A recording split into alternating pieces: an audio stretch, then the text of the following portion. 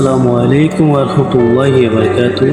Khadija cosmetics and bag হাউসে এবং অত্যন্ত সুন্দর কিছু প্রোডাক্ট, নতুন অনেকগুলো ফুল করকে যা সাজিয়ে তুলবে রঙিন করে। আপনারা চাইলে ভিজিট করতে পারেন ফেসবুক পেজ নুরুল ইসলাম।